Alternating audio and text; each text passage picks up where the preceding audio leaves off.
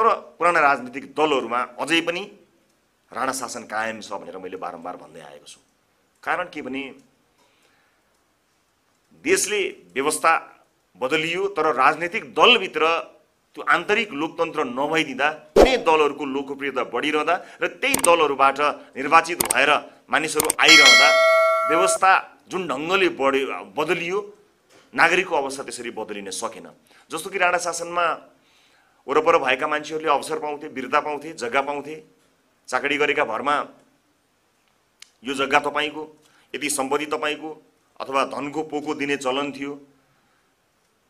के पुराना राजनीतिक दलमा ती राजनीतिक दलका शीर्ष नेतृत्वलाई चिनेपछि, नजिक भएपछि हिजोको हुके बैठके भए जस्तै गरी आज त्यो अवसर प्राप्त हुँदैन र? त्यही अवसर अहिले पनि प्राप्त भएको छ। राजनीतिक दलमा उम्मेदवारको टिकट पाउनका लागि स्थापित राजनीतिक दलहरूमा जुन व्यवस्था छ त्यो एउटा घातक व्यवस्था हो भनेर हामीले प्राइमेरीको सुरुवात गर्यौं र कयौं राजनीतिक दलको यहाँहरूले देख्नु भएको छ उमेर पुगेका सबै मान्छेहरू उनीहरूको शीर्षस्थ तहमा छन्। उमेर पुगिसकेका मान्छेहरू केन्द्रीय समितिमा उमेर पुगिसकेपछि प्राय सबै दलका आफन्त दाजुभाइ, श्रीमान श्रीमती, छोराछोरीहरू सबैजना छन्, अर्थात् परिवारवादले गाँजेको छ। हामीले त्यसलाई बर्खास्त गर्यौं, हामीले परिवारवादलाई निषेध गर्यौं राजनीतिक दलका रूपमा। त्यसैगरी भातृ संगठनहरू पार्टीको लायबिलिटी हुनुपर्ने थियो तर त्यो राज्यको लायबिलिटी हुन गयो र आज यहाँहरूले देख्नुभयो भने जुन परिकल्पनाका साथ संघीयता ल्याइएको थियो प्रदेश संरचनाले त्यसलाई कुन ढङ्गले व्याख्या अपव्याख्या गरेको छ मैले त्यसको चर्चा गरिरहनै पर्दैन। अर्थात् ती कार्यकर्ताहरू, ती भातृ संगठनका साथीहरूलाई पार्टीमा योगदान दिएका आधारमा उनलाई व्यवस्थापन गर्ने एउटा ठाउँ बनेको छ र त्यसप्रति आम नागरिकको ठुलो दुखेसो रहेको छ। त्यसकारणले हामीले भातृ संगठनहरूलाई वर्जित गर्यौं। पेशागत भातृ संगठनहरू हुनु हुँदैन, त्यो दलको लायबिलिटी भए तापनि अन्त्यतः राज्यको लायबिलिटी भयो र राज्यको ठुलो कोष त्यहाँ गयो भनेर हामीले ती कुराहरूलाई वर्जित गरेका छौं।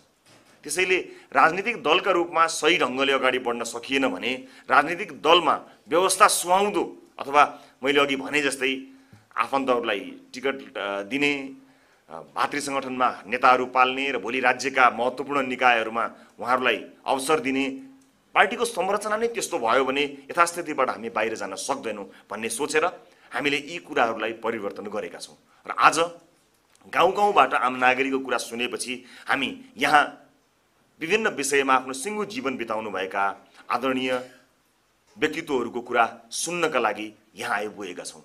यसको अर्थ हरेक राजनीतिक दलले विज्ञका रूपमा आफ्ना मानिसहरूलाई वर्षौंदेखि समावेश गर्दै आएको छ र एक हिसाबले दुःखकै कुरा कि विज्ञ नभएर कुन दलको विज्ञ भनेर त्यहाँ पनि विज्ञताले पनि दलीय छाप लाउनुपर्ने एउटा परिस्थिति बीच हामी उभिएका छौँ।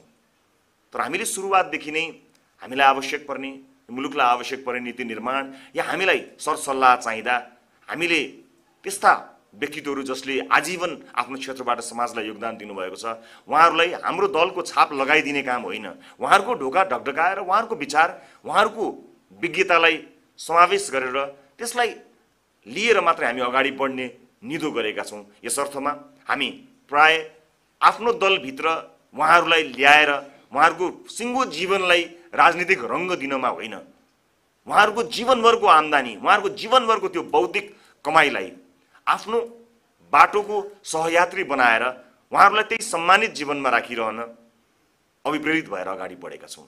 यो मन्थनमा सहभागी हुनका लागि आफ्नो अमूल्य समय दिनुभएका तपाईहरूलाई हामी हृदयदेखि धेरै धेरै धन्यवाद दिन चाहन्छौँ र यति मात्र भन्न चाहन्छौँ कि हामी जान्नेलाई छान्ने नीति लिएर हिँडेका राजनीतिक दलका मानिसहरू तपाईहरूलाई यो दलमा आइदिएर तपाईहरू यो दलको सदस्य भइदिएर अगाडि बढ्नु होला भन्ने किसिमको प्रस्ताव बोकेर हामी कहिले पनि आउने छैनौँ। तपाईहरूलाई हामी स्वतन्त्र रहन दिन चाहन्छौँ। तपाईँ स्वतन्त्र रूपमा तपाईँले चाहे बाहेक यहाँहरू स्वतन्त्र रूपमा आफ्नो विज्ञता यो समाजलाई प्रदान गरिरहनुहोस्, हामी तपाईँलाई त्यही देख्न चाहन्छौँ। त्यसभन्दा बाहेक हामी तपाईँलाई आफ्नो दलमा आबद्ध गराउने उठुठी भन्दा पनि तपाईँले जीवनभर आर्जन गर्नुभएको त्यो बौद्धिकताले यो समाज सिञ्चित होस् भन्ने सोच बनाएर अगाडि बढेका छौँ र त्यसैको एउटा प्रयास नीति मन्थन हो। हामी विभिन्न प्रश्नहरू बोकेर आम नागरिकको माझमा गयौँ ती प्रश्नहरूमा आम नागरिकले दिएको अवधारणा अलिकति बेग्लै छ, किनकि ती अवधारणाहरूमा आवेग छ, आक्रोश छ, फ्रस्ट्रेसन छ र त्यसैका आधारमा मात्र हामीले नीतिहरू तय गर्यौं भने त्यो आक्रोशको अभिव्यक्ति मात्र हुन्छ।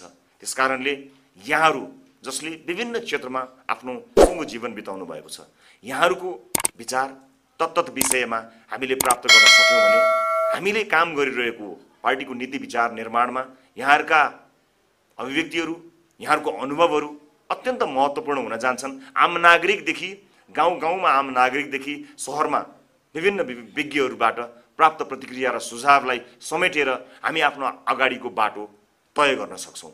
म राजनीतिक मुद्दाहरूमा कुराकानी गर्न अवश्य पनि चाहन्न, तर हामीले आम नागरिकलाई 21 वटा विधामा प्रश्नहरू गरेका थियौँ र हाम्रो यो 2 दिने मन्थन कार्यक्रम ती विधाहरूमा, ती विषयहरूमा काहीँ न काहीँ प्रवेश गरोस्, जसलाई लिपिबद्ध गर्न, जसलाई हाम्रो अगाडिको बाटो बनाउनको निमित्त मद्दत मिलोस् भन्ने अपेक्षा गरेका छौँ।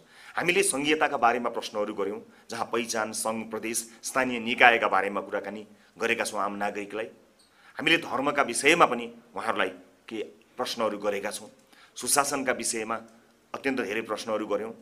न्यायालयका विषयमा हाम्रा प्रश्नहरू केन्द्रित थिए। नागरिकसँग कुराकानी गर्दा राष्ट्रियताका सवालमा आम नागरिकको बुझाइका बारेमा हाम्रा प्रश्नहरू केन्द्रित थिए र यो समुदायको आर्थिक अवस्था, विशेष गरेर उत्पादन, नागरिकको आय, बजारमा पहुँच लगायतका विषयमा हामी केन्द्रित भएर आम नागरिकका घर घरमा पुगेका थियौँ। श्रम र रोजगार, अझ वैदेशिक रोजगारका विषय हाम्रा प्रश्न र हाम्रो जिज्ञासाका केन्द्रहरू थिए र जीवनस्तर, विशेष गरेर हालको मान्छेले इच्छाएको र भविष्यको जीवनस्तरका बारेमा हामीले अन्तर्क्रियाहरू गर्यौँ। नागरिकका घर घरमा गएर जातीय व्यवस्था र परम्पराका विषयमा हामीले आम नागरिकको कुरा सुन्न चाह्यौँ।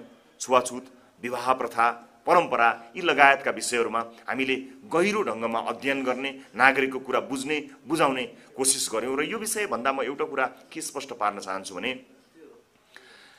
जुन समाज विभेदलाई अंगीकार गरेर अगाडि बढ्छ त्यो समाज मान्छे बस्ने समाज होइन। आज कतिपय देशहरू विकसित देशहरू छन्, कतिपय देशहरू हाम्रो अझ आउँदै गरेको पुस्ताको सपनाको देश बनेका छन् नि। ती देशहरूमा यदि विभेदको एक थोपो पनि चुहाइदिने हो भने ती ठाउँहरू बस्न लायक ठाउँ हुने छैनन्। त्यसकारणले विभेदका विरुद्धमा हामी 70 साल जस्तै खडा भएका छौँ। यो प्रतिबद्धता म आज यो उद्घाटन सत्रमा यहाँहरू समक्ष राख्न चाहन्छु। समाजलाई विभेदमा राखिरहेर विकासको या समृद्धिको परिकल्पना गर्नु भनेको त्यो बेकारको दिवा सपना जस्तो मात्र हुन्छ। त्यसकारणले हामी यसमा निर्मम छौँ। हामी विभेद रहित समाजको पैरवी गर्नको निमित्त कटिबद्ध, प्रतिबद्ध छौँ र यसमा आम नागरिकको विचार हामीले प्रशस्त सुन्न पायौँ। त्यस सँगसँगै हामीले आशा र जनअपेक्षाका विषयमा राज्यबाट, राजनीतिक दलबाट, प्रशासन, जनप्रतिनिधि, समाजप्रति को आशाका विषयमा कुराकानी गर्यौँ। निर्वाचन प्रणालीमा हामीले धेरै कुरा आम नागरिकसँग गर्यौँ।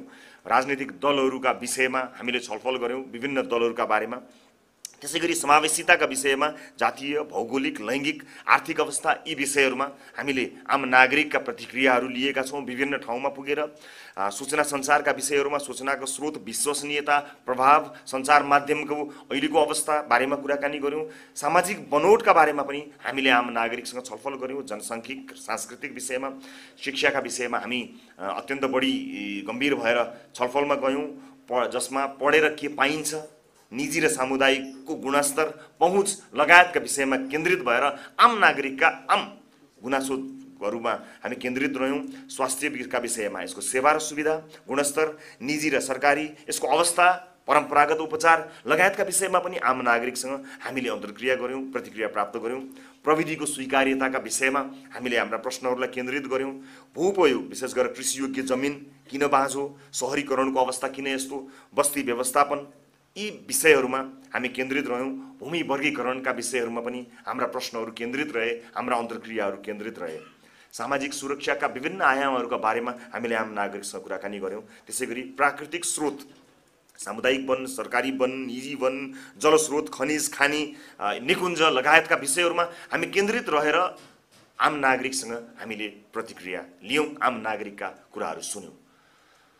मैले अघि भने जस्तै आम नागरिकमा एक किसिमको पीडा छ, आम नागरिकमा एक किसिमको आक्रोश छ। सबै राजनैतिक दलप्रति धेरै ढङ्गको आक्रोश छ। तर त्यही आक्रोशको अभिव्यक्ति जस्ताको तस्तै दस्तावेजीकरण हुन सक्दैन, किनभने युगहरू फेरिन्छन्, समयहरू फेरिन्छन्। समयकालसँगै मानिसहरूको सोच्ने ढङ्ग, समाजको स्वरूप, हरेक कुराहरू फेरिन्छन्। समाज यथास्थितिमा रहिरहन्छ भन्ने परिकल्पना गरेर राजनीतिक दलहरू खुल्दैनन्, विचार नीतिहरू बन्दैनन्।